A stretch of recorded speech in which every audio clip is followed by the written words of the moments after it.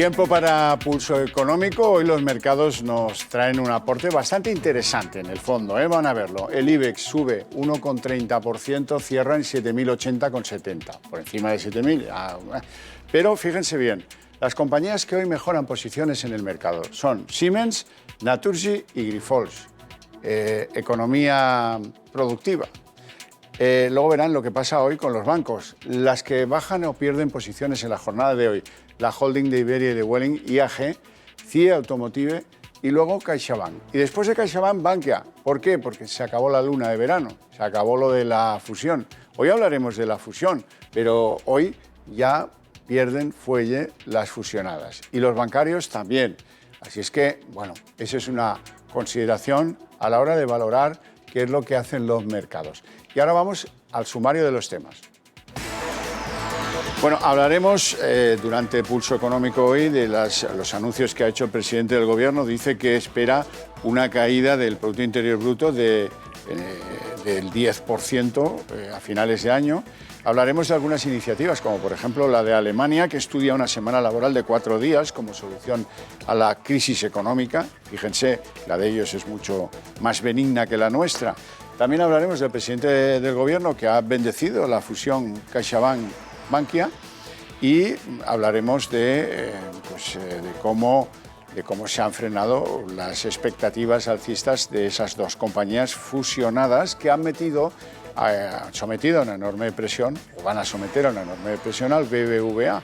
El BBVA tiene que mover ficha, porque si no se va a quedar atrás en eso que es el liderazgo bancario, que créanme, en España, por razones que nos contarán nuestros expertos, es crucial. El líder se lleva en buena parte del pastel. Y por último, hay dos noticias que tienen que ver con las telecomunicaciones. Por un lado, Movistar y por otro, Orange han decidido poner hoy en marcha la nueva tecnología de los móviles 5G. Movistar en 7 ciudades españolas, Orange en otras 4. A veces coinciden las ciudades. Bueno, pues de eso vamos a hablar con nuestros invitados que ya están sentados a mi lado. De un lado, don Juan Iranzo, catedrático de Economía Aplicada. Muy buenas tardes. Buenas tardes, encantado de estar nuevamente en Pulso Económico. Hoy, y ya con mi pareja. Uno de los encuentros más esperados. Esto es como una final entre Nadal y Djokovic, y es que Djokovic decide no acabar con las juezas. No, pero yo no sería Djokovic. Don Miguel Ángel Cifuentes, vicepresidente de ASEAFI y hombre fuerte, gran conductor de Consulae EAF. Muy buenas tardes. No le pregunto si el verano bien, porque mis espectadores deben pensar que usted hace unas vacaciones muy largas, y yo sé que no estuvo aquí el lunes pasado por otras circunstancias que no vienen al caso. Empezamos con ese anuncio de Sánchez. Dice Sánchez que cree que el Producto Interior Bruto caerá un 10%. ¿Cómo ve usted este cálculo del presidente? Pues que nuevamente sigue siendo optimista. Sí. Porque es verdad que ha hecho una matización, al menos. Pero ya sí que creo que es una corrección muy importante, puesto que cuando nosotros dijimos que la economía española caería más del 10%, en el mes de marzo-abril es cuando hicimos la predicción, bueno, pues nos dijeron que eran unas previsiones obscenas e irresponsables. Bueno, pues desgraciadamente, porque no es una satisfacción, sí. La economía española muy probablemente caerá el 14%, puesto que hay que tener en cuenta que en el segundo trimestre la contracción fue de un 18,4% respecto al trimestre anterior, pero del 21% en términos interanuales, y que en el tercer trimestre también en términos interanuales probablemente la caída sea del 20%. Otra cosa es que rebote un poquito. Por tanto, el 10% de caída del PIB para el conjunto del 2020 es optimista. Yo creo que será el 14%. Pues entre el 10 y el 14... hay augurios peores. Entre el 10 y el 14 hay un par de océanos, no uno, un par de océanos, en términos económicos, se lo aseguro. Don Miguel Ángel. Pues yo creo que esas perspectivas son muy positivas, y casi le voy a decir que no es obsceno, es que quiero contar dónde estaba yo el lunes pasado. Yo donde estaba era en Lanzarote, cubriendo el cupo de los británicos. Entonces estaba en un hotel de 4 estrellas donde la ocupación era del 20%. O sea, imagínese, bueno, un precio espectacular, y allí estaban. Y les han dado la puntilla los alemanes, que han incluido Canarias entera en zona de riesgo por contagio del COVID, con lo cual, y ahí empiezan ahora la temporada alta, con lo cual esto les afecta y muchísimo. Por cierto, vamos a hablar de Alemania, porque Alemania estudia una iniciativa interesante, que es reducir la jornada laboral a 4 días solo, y con ello pues dar más empleo a los que se quedan sin trabajo. Bueno, el asunto fundamental es la caída de la demanda que se ha producido, tanto demanda interna como de exportación. Hay que tener en cuenta que Alemania es un país netamente exportador y en este caso fundamentalmente afecta a la siderurgia, si bien es verdad que se extendería a otros sectores. En este sentido, ¿cuál es el problema? Que ha caído la demanda y por tanto hay que reducir la producción. Y solo caben dos posibilidades: ajustarlo vía cantidades o vía precios. Es decir, que las mismas personas produzcan menos pero más barato, o que menos personas produzcan menos a igual, a igual salario. De tal manera que parece que es una propuesta bastante razonable, se ha hecho en muchas ocasiones, por ejemplo, en el sector automóvil, en Alemania y en España, suele ser una solución transitoria, espero que así lo sea. ¿Y dónde está la discrepancia? Pues entre los empresarios y sindicatos, como es lógico, la discrepancia es si se ajusta el salario también ese 20% o no, en un momento en el que Alemania reconoce que su productividad está bajando. Evidentemente, si se incrementan los costes de producción en este momento, el desastre está garantizado. Por tanto, menos actividad, menos producto, pero también menos salario, lógicamente. ¿Cómo ve esto en España usted?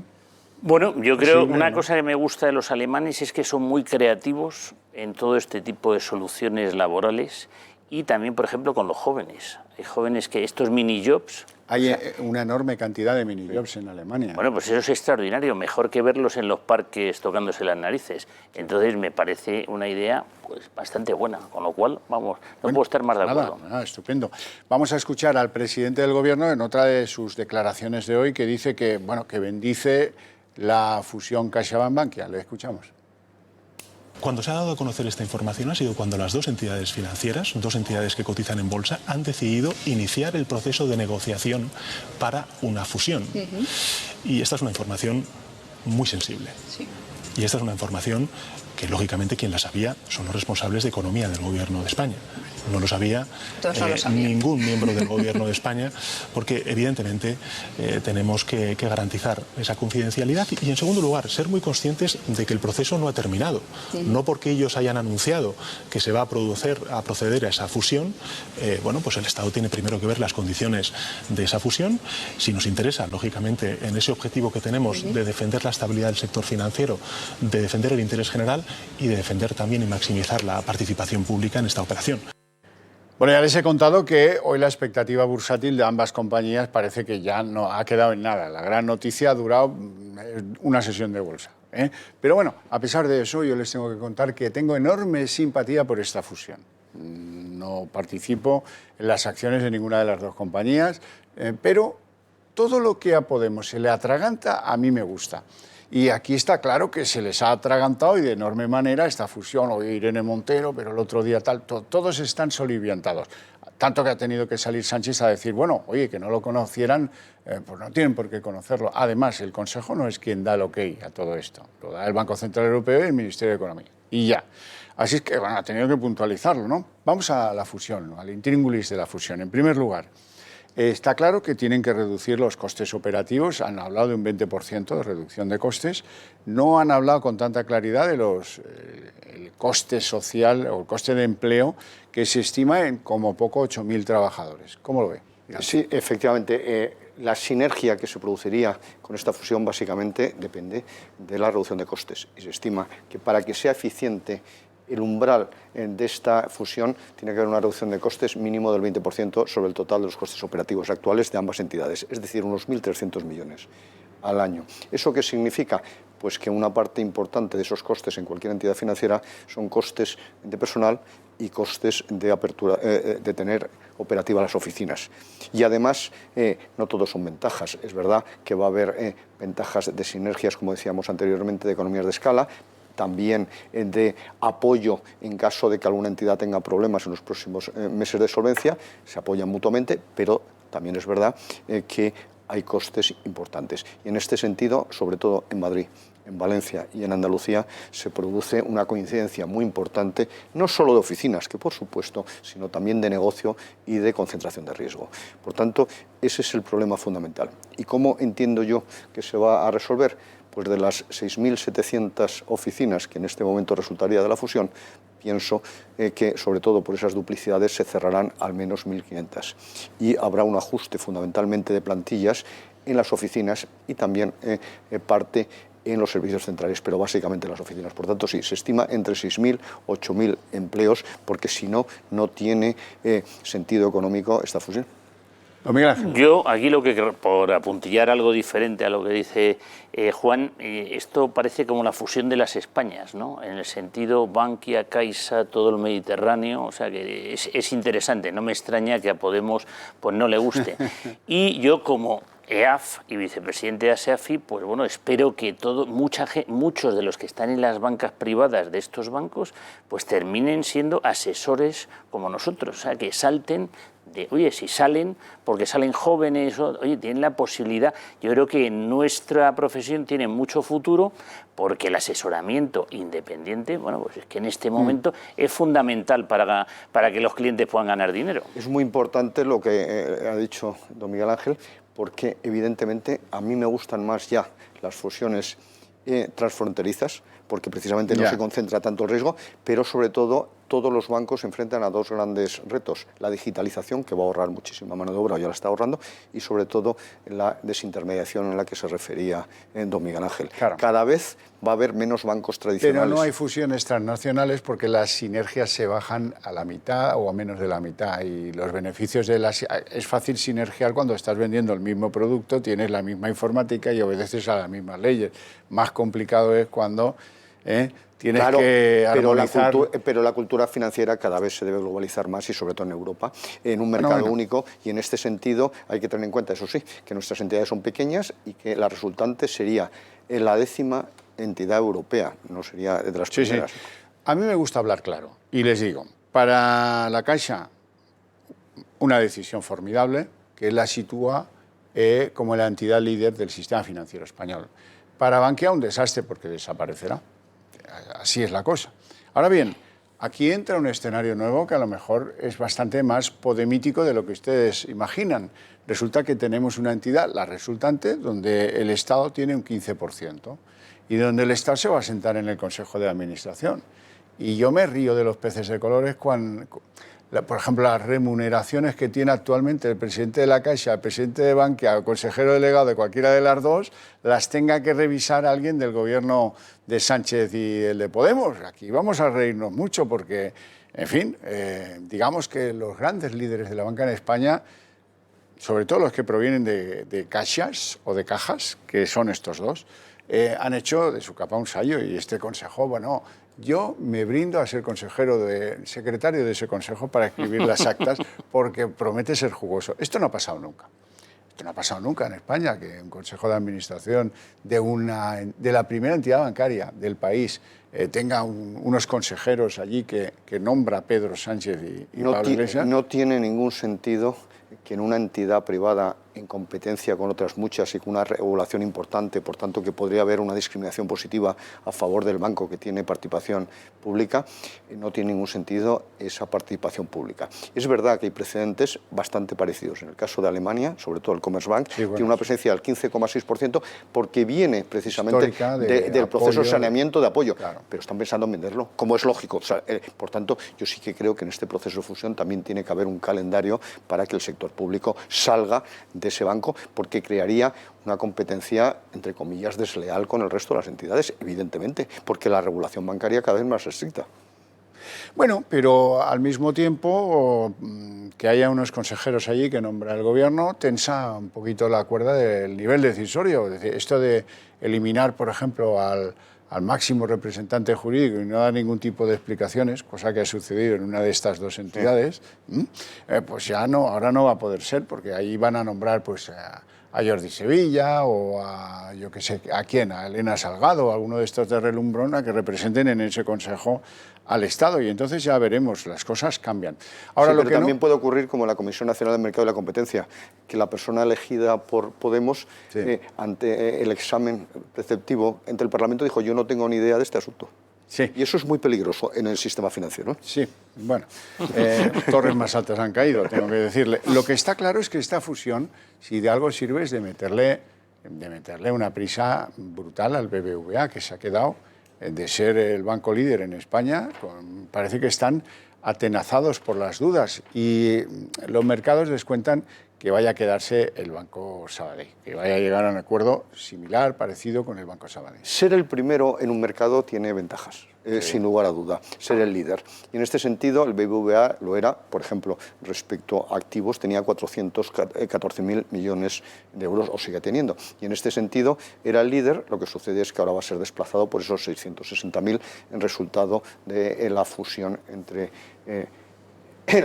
Bankia y CaixaBank. Y en este sentido, tiene ahí un reto. ¿Y el reto cuál es? Fusionarse. Y además, ¿quién es el gran novio? Pues el Banco Sabadell. Es decir, que con algunos problemas, etc., pero además yo creo que es bastante complementario. El Banco Sabadell tiene 180.000 millones de activos. En cualquier caso, no sería el líder. Yo también apuesto a que en la operación estaría una banca, una Kutxa, una Ibercaja, una Unicaja, etcétera, porque hay que tener en cuenta que estas entidades son pequeñas, han quedado bastante descolgadas y también tienen que participar en alguna fusión. Por tanto, yo creo que el BBVA va a liderar una fusión, pero no solo con el Sabadell, que lo doy casi por descontado, sino con alguna de estas pequeñas entidades, porque el Santander está terminando casi de digerir la digestión o la indigestión del Banco Popular. Del problema británico. Eso es. Y del británico también, claro. El británico es el más importante de todo. En este momento, Santander está en otra digestión de algo que fue una operación muy positiva para el Santander. Sin duda. Lo del Banco Popular fue un regalo, podemos decir. Don Miguel Ángel, ¿por qué es tan importante en el sector de la banca ser el líder? Porque esto hay países donde no se le da la más mínima importancia y, sin embargo, aquí es crucial. Bueno, ¿por qué es tan importante? El ser el número uno siempre hace que puedas tomar ciertas decisiones que los que van de secundones no pueden tomarlas. Ya. Bueno, hablemos de, además de la banca, en noticia lo de la extensión de la tecnología 5G, Movistar por un lado y Orange. Hoy abren a sus clientes la posibilidad de utilizar 5G. Esto, que es muy relevante, tampoco parece que los mercados hayan premiado en este caso. A mí me sorprende porque sí que es una magnífica noticia porque significa que la velocidad de todos estos instrumentos se acelera espectacularmente y por tanto eso permite una serie de actividades que en este momento no se pueden realizar, como la conducción absolutamente digital, etcétera, etcétera. Y en este sentido, hoy se han abierto, y así se ha denominado, o se han iluminado, es la palabra técnica que han utilizado, 200 nudos. 200 nudos, que yo estaba buscando exactamente qué era eso de nudo. Sin ser marino, eso en términos acuáticos es una velocidad que nadie la ha podido. Ni velocidad, ni precisamente estamos hablando de una soga, sino que estamos hablando de la puerta de acceso a esa tecnología. 200 nudos en Madrid, Barcelona, Valencia, Sevilla, Málaga, Zaragoza y Murcia. En todos los casos coinciden, salvo Zaragoza y Murcia, que solo hable Movistar. Y en este sentido yo sí que creo que es una magnífica noticia porque permite incorporar a una parte de la actividad, no solo doméstica ni muchísimo menos, sino productiva, a una nueva tecnología mucho más ágil, mucho más rápida, mucho más eficaz. En el caso de Madrid, por ejemplo, Orange ha especificado que solo va a ser en la parte central, dentro de la M30. Luego, por ejemplo, también en otros lugares de España especifica los barrios en los que se va a producir. Es el comienzo. Quizá por eso no ha sido valorado suficientemente, pero yo creo que lo importante es comenzar. Don Miguel Ángel. Sí, no, y aparte que es curioso, mire, yo creo que Telefónica está infravalorada en este momento, ha salido del Eurostock, lo cual desde luego es muy malo. El BBV, pues también, claro, pero el sector bancario cada vez representa menos en el Eurostock. Yo creo que es un valor que hay que seguirle la pista y que seguramente lo aconsejaremos en breve aquí. Hombre, pues ya que me pone el toro en suertes, le pido vaticinios sobre cuáles de los valores están o se les atribuyen tendencias alcistas. Se habla, por ejemplo, de Acciona, se habla de Iberdrola, se habla de Inditex, se habla de, en fin, de Celnex. Pues mire, yo, si quiere dos valores que me gustan, si rompen al alza un poquito más, el primero que ha mencionado usted, Acciona, me gusta, y ArcelorMittal tiene buena pinta. Si siguieran la tendencia alcista en la que se encuentran, son compra clara. Y Telefónica en breve. Y a mí me gustaría hacer una pregunta precisamente sobre también las alternativas de inversión, que es la pregunta que continuamente nos hacen.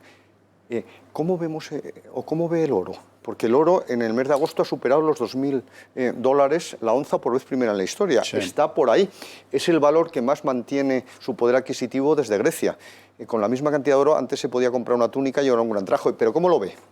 Bueno, pues el oro yo desde luego en la zona de 1800 sería comprador. Lo tenemos en 1934, hay que ver el euro dólar cómo está, porque... El dólar está asombrosamente bajo. Está asombrosamente Eso es bajo y el euro asombrosamente fuerte, porque no parece que tenga mucho sentido, con el endeudamiento que han tenido los americanos, pero yo esperaría a ver si el oro corrige y lo compramos en 1800.